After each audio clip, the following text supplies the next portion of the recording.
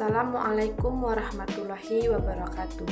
Perkenalkan, nama saya Luki Sucianti, NPM 2021071015. Saya dari Prodi Tadris Ilmu Pengetahuan Sosial kelas A.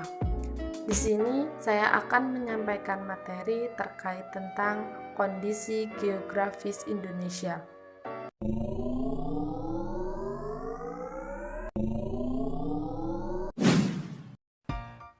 Kondisi geografis merupakan hal yang secara langsung maupun tidak langsung dapat mempengaruhi kehidupan yang berada di dalam wilayah tersebut. Kondisi geografis Indonesia ditinjau dari dua letak, yaitu letak astronomis dan letak geografis. Yang pertama yaitu letak astronomis. Letak astronomis merupakan letak suatu wilayah berdasarkan garis lintang dan garis bujur. Garis lintang adalah garis khayal yang melingkari permukaan bumi secara horizontal, sedangkan garis bujur adalah garis khayal yang menghubungkan kutub utara dan kutub selatan.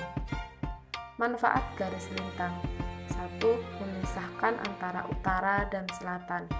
2. Untuk menentukan koordinat lokasi suatu wilayah. 3. Untuk menentukan pembagian iklim. Manfaat dari garis bujur: 1. Memisahkan antara timur dan barat. 2. Untuk menentukan koordinat lokasi suatu wilayah. 3. Untuk menentukan pembagian waktu. Letak astronomis Indonesia terletak di antara 6 derajat lintang utara sampai dengan 11 derajat lintang selatan dan 95 derajat bujur timur sampai 141 derajat bujur timur. 2. Letak geografis.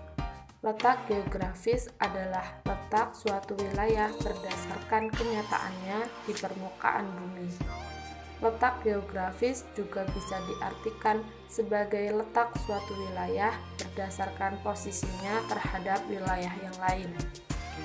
Pengaruh letak geografi wilayah Indonesia menyebabkan adanya beberapa kondisi seperti wilayah, iklim, dan kehidupan sosial dan budaya yang beragam. 1. Mengalami 2 musim. Indonesia mengalami 2 musim setiap tahunnya, yaitu musim kemarau dan musim penghujan. Hal tersebut disebabkan adanya angin muson timur dan angin muson barat. Angin muson timur bertiup dari benua Australia menuju benua Asia pada bulan April sampai Oktober dan tidak membawa uap air, sehingga wilayah Indonesia pada waktu tersebut mengalami musim kemarau. Sedangkan angin muson barat yang bertiup dari benua Asia menuju benua Australia membawa banyak uap air pada bulan Oktober sampai April, sehingga pada bulan tersebut wilayah Indonesia mengalami musim penghujan. 2. Wilayah yang strategis.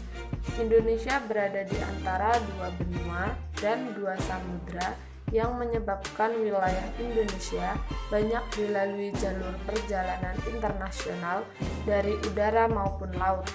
Selain itu, wilayah yang strategis menyebabkan Indonesia memiliki zona ekonomi eksklusif atau ZEE sejauh 200 mil yang ditarik dari pangkal pantai. 3. Indonesia memiliki sosial dan kebudayaan beragam. Indonesia berdekatan dengan benua Asia yang mempengaruhi proses sosial dan kebudayaannya. Selain itu, dalam perkembangannya, Indonesia juga banyak menerima pengaruh budaya dari benua lain seperti Eropa. Dikutip dari buku Ilmu Pengetahuan Sosial, Indonesia Kaya oleh Kemendikbud tahun 2017, Indonesia memiliki batas-batas wilayah menurut letak geografisnya sebagai berikut. Sebelah utara, Selat Malaka, Malaysia Timur, dan Laut Cina Selatan.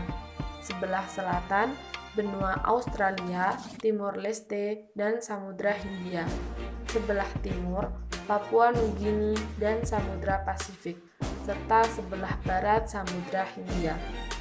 Sejumlah kondisi geografis Indonesia yang telah dijelaskan tadi memiliki dampak pada negara Indonesia. Di antaranya yaitu 1. Indonesia menjadi negara maritim. 2. Indonesia menjadi negara yang kaya akan sumber daya alam. 3. Indonesia menjadi negara yang agraris dan subur. 4. Indonesia memiliki flora dan fauna yang beraneka ragam. 5. Indonesia menjadi negara yang memiliki kekayaan alam yang indah. Serta 6. Indonesia memiliki banyak budaya dan tradisi. Demikian tadi adalah materi yang dapat saya jelaskan. Semoga dapat bermanfaat bagi kita semua. Akhirul kalam, wabillahi taufiq wal hidayah. Wassalamualaikum warahmatullahi wabarakatuh.